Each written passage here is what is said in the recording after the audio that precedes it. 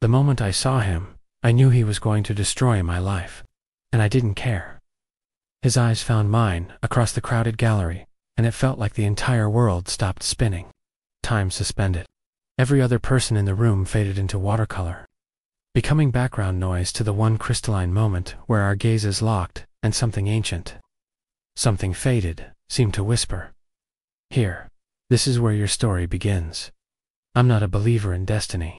I'm a woman of logic, of facts, of things I can see and touch and prove. My name is Isabella Chen. I'm 28 years old, and I've spent my entire life running from anything remotely connected to fate. Fate is what destroyed my mother. Fate is what left my father a hollow shell of a man. Fate, I learned early, is a cruel mistress who toys with humans for her entertainment."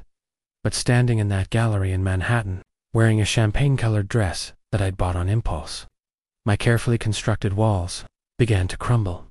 He moved toward me with the kind of confidence that spoke of a man who'd never been denied anything in his life. Tall as easily 6'3", with shoulders that strained against his tailored black suit. His hair was dark, almost midnight black, with threads of silver at the temples, despite what looked like a man in his early 30s. But it was his eyes that would haunt me for the rest of my life.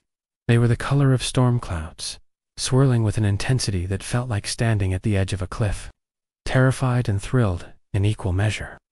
"I've been waiting for you," he said, his voice a deep baritone with an accent I couldn't quite place. Something European, something dangerous. My mouth went dry. "Have we met before?" "No." He stopped a few feet away, as if respecting an invisible boundary between us. "But I've been waiting for you anyway." Under normal circumstances, I would have walked away. Those are the words of someone unhinged, someone to be avoided. But nothing about this moment felt normal. Nothing about him felt possible, and yet he was standing in front of me, absolutely real, absolutely present, absolutely everything my soul had been searching for without knowing. "That's either the most romantic or most stalkerish thing anyone has ever said to me," I whispered. A smile played at the corners of his mouth, and I saw the faintest hint of something dangerous in it. "Perhaps it's both." "I don't even know your name," I said, and I was surprised at how breathless I sounded. "Adrian Blackthorne." He extended his hand. "And I know yours is Isabella.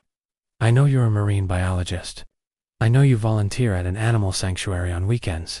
I know that you drink your coffee black, that you have a scar on your left shoulder blade from when you were 17, and that you've been having the same nightmare for the past 6 months, where you're drowning in an ocean made of glass."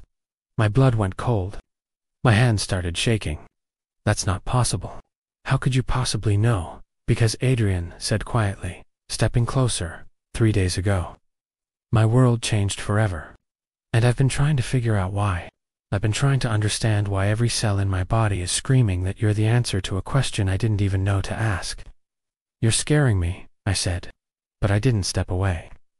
"Good," he replied. "You should be scared. Because what I'm about to tell you will change everything. And after tonight, there's no going back to the life you had before." He guided me out of the gallery, his hand barely touching the small of my back. But even that minimal contact sent electricity cascading through my entire nervous system. We ended up at a private rooftop overlooking the Manhattan skyline. The city glittered beneath us like a lover's promise, beautiful, infinite, and ultimately uncertain.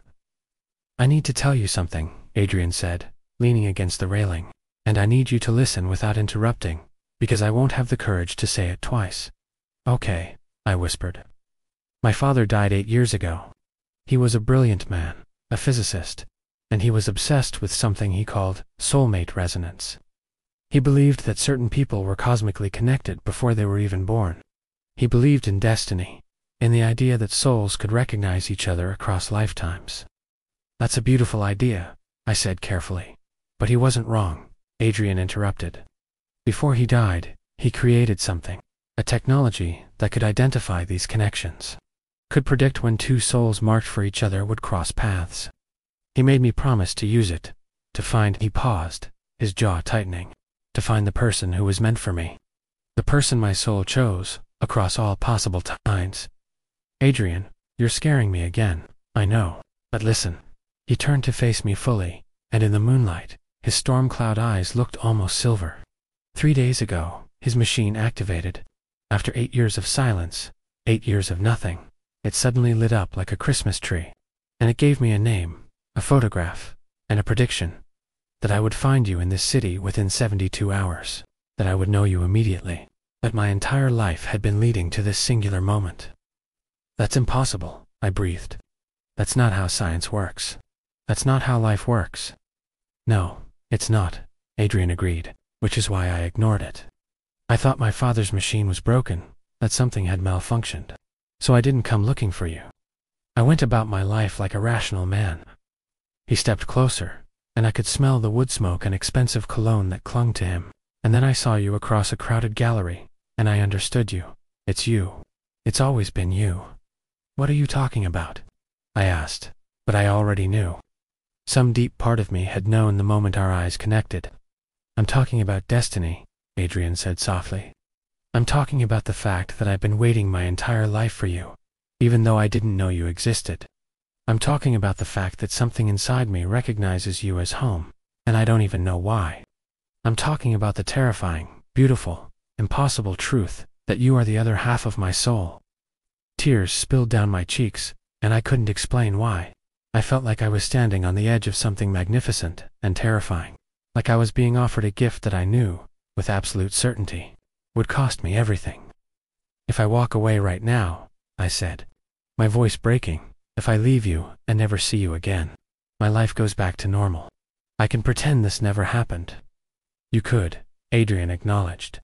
But we both know you won't. Because you feel it too. This connection, this recognition, this sense that you've finally found the person you didn't even know you were searching for. He was right. God help me. He was absolutely right. I was drowning, and he was the ocean. I was falling, and he was the only possible place to land. I was standing at the edge of a cliff, and instead of being terrified, I was exhilarated. If I do this, I whispered, if I let you into my life, it's going to hurt. Eventually, it's all going to hurt. Probably, Adrian said, reaching out and gently tucking a strand of my hair behind my ear. His touch was featherlight, but it burned. My father once told me that the greatest loves are always the ones with the most to lose, that destiny doesn't choose the easy path. It chooses the one that will change you completely. What if I'm not ready for that? You are, Adrian said, with absolute certainty. You've been ready your whole life.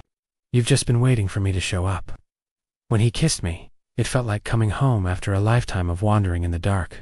It felt like remembering something I'd always known. It felt like destiny. And I understood, in that moment, why my mother had sacrificed everything for love. Why my father had become hollow when she died. Because some people aren't meant to just pass through your life.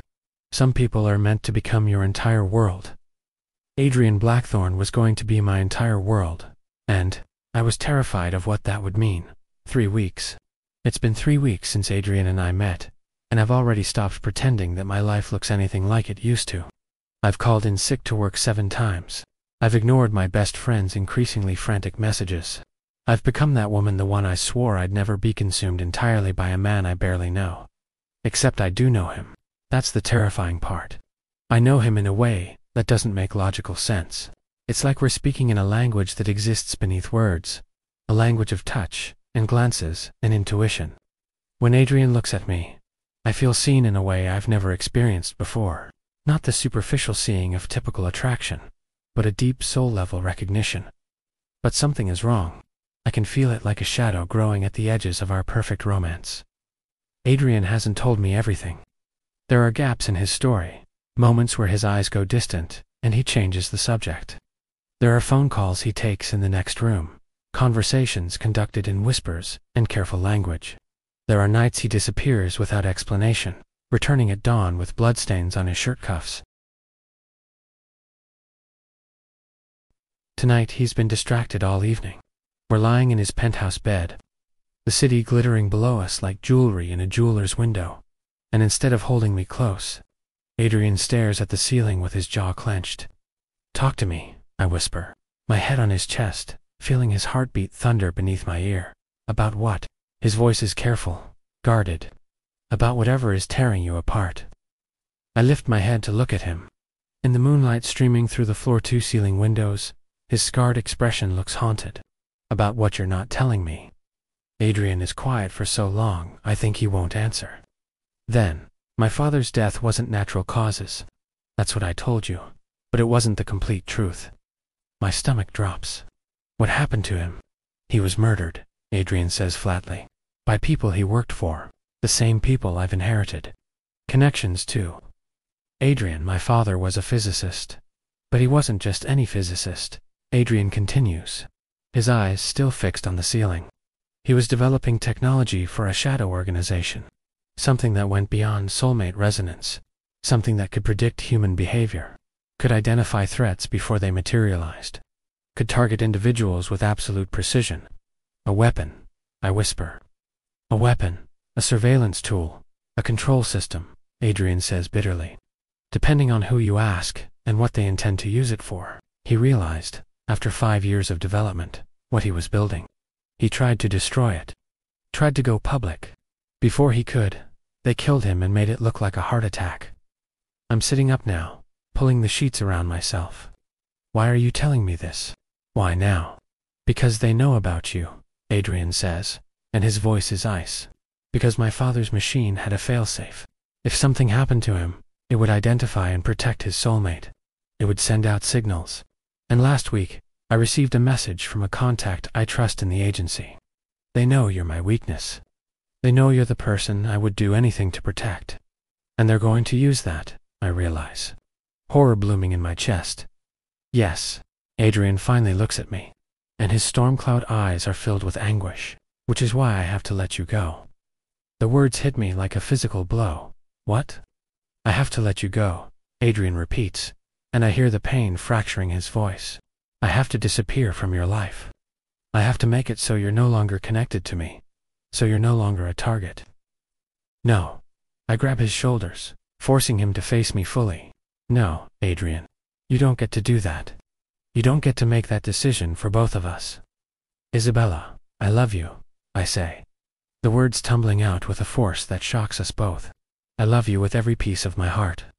And I don't care what your father invented, or what dangerous people you're connected to. I don't care if loving you is the most reckless decision of my life.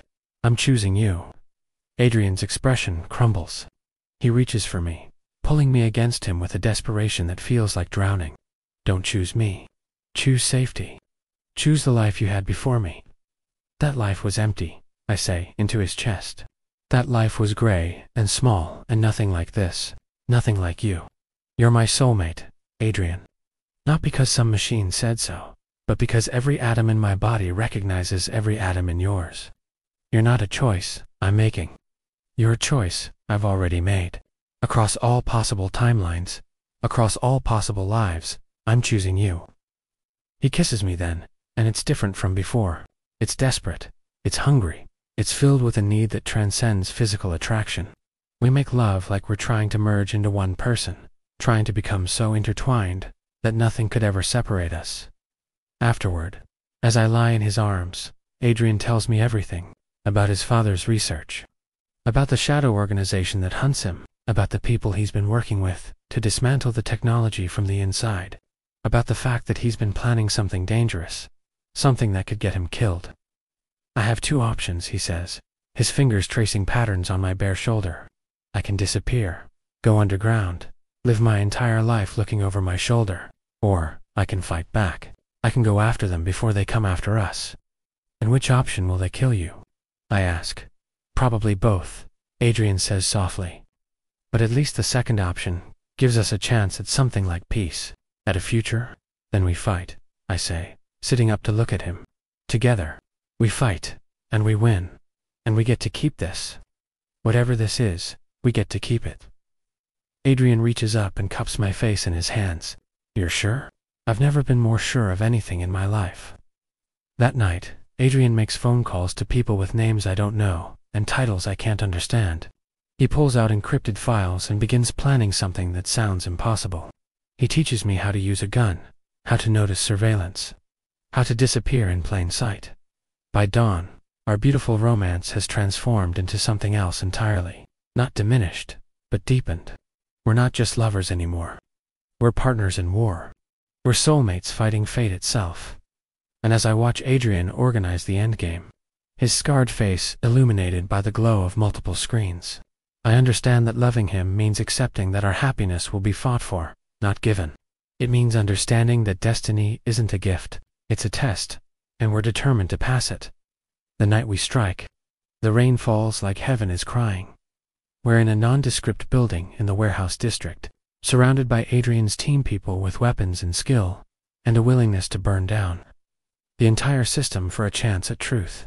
I'm wearing tactical gear that doesn't feel like me, carrying a weapon I've only trained on for 2 weeks, and trying not to think about how easily this could go wrong. Adrian is beside me, his face set in lines of absolute focus. When he looks at me, even in the middle of planning an operation that could get us both killed, I see the same recognition I felt the night we met, the same certainty, the same unshakable sense that this is right. Once we go in there, Adrian says quietly, his hand finding mine in the darkness, there's no turning back. The life we had before this moment will cease to exist. Good, I reply. I don't want that life. I want the one where we survive this and get to grow old together and wake up every morning knowing we chose each other. He brings my knuckles to his lips, and the gesture is so tender that it breaks my heart and heals it simultaneously. I love you, Isabella, more than I love my own survival. That terrifies me. It should, I say softly, because I love you the same way. Terrifyingly, irrevocably, completely. The raid happens at 2 a.m. We breach the facility, Adrian's team moving like a coordinated organism, taking down guards with a precision that speaks of extensive training. I stay close to Adrian, my weapon ready, my heart hammering in my chest. Inside the main lab, we find it. My father's life's work, or rather, Adrian's father's life work. Servers humming with stolen data, files containing the genetic codes of 3,000 marked soulmates across the globe. Technology designed to predict and manipulate human connection itself. And we find something else, hidden in the encrypted files, is a video. Adrian's father, looking haggard and haunted, speaking directly to his son. Adrian, if you're seeing this, then I'm dead, and they're hunting you. I want you to know that I'm sorry. I'm sorry for the technology I created. I'm sorry for the things it was going to be used for. But I also want you to know the truth about the Soulmate resonance machine. It wasn't supposed to be a weapon. It was supposed to be a gift. I created it because I was desperately trying to understand why I fell so completely in love with your mother. I wanted to understand what it meant to love someone so entirely that their happiness became your own. I created this machine to find you, your person, the one soul, who would understand you completely. And Adrian, I hope this worked. I hope you found them. I hope that whoever they are, whatever complications exist in your life because of them, you never, ever let them go. Because a life without your soulmate is just marking time until death. The video ends, and I feel Adrian's entire body go rigid beside me. We have company, one of his team members shouts. Agency assets, 3 blocks out, and closing fast. We have maybe 5 minutes. Adrian looks at the servers, at the technology his father created, at the machinery that's been the source of so much violence and manipulation and pain. Destroy it, Adrian commands. Burn it all. His team deploys explosives. We have 90 seconds to get out. Adrian grabs my hand, and we run through the corridors as the facility begins to collapse around us. Behind us, the servers explode, consuming 3,000 lives worth of soulmate. Data in flames. We're maybe 200 feet from the exit when the ceiling comes down. Adrian shoves me forward, and debris catches him, sending him crashing to the ground. I scream his name and try to turn back, but his team grabs me, pulling me forward despite my struggling. No, you can't leave him. I'm fighting them with a ferocity I didn't know I possessed. But they're trained, and I'm terrified, and we're pulled out into the rain and the chaos and the sound of sirens. He's still in there. I scream, but Adrian emerges from the smoke and dust, blood streaming down his face, moving with a limp that suggests his left leg is injured, but alive. Impossibly alive. I tear myself free and run to him, and he catches me, holding me so tightly I can barely breathe. I've got you, he says into my hair. I've got you. I've got you. We disappear into the network of safe houses and contacts that Adrian has built. For 2 weeks, we're ghosts. We watch from shadows as the agency implies. We see arrests made. We see Adrian's father's technology finally exposed for what it really was. But there's a cost.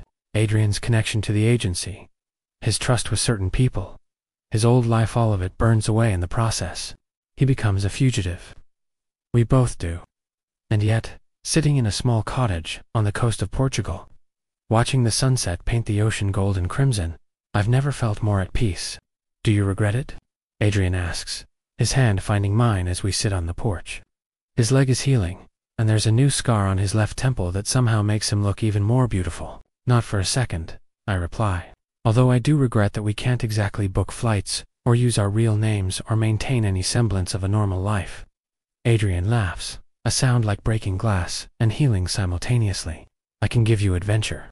I can give you a man who loves you with every fiber of his being. I can give you the certainty that your soulmate would burn down the entire world just to keep you safe. But I probably can't give you normal.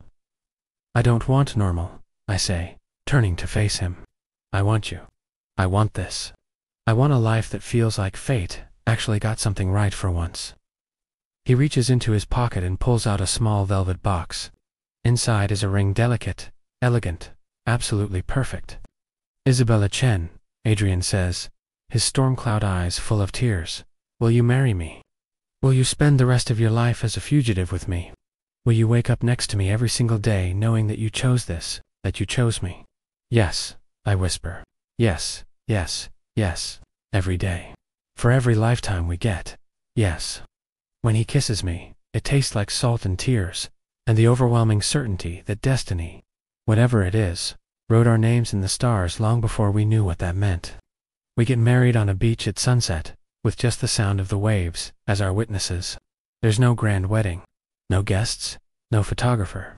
Just Adrian and me in the ocean, promising forever.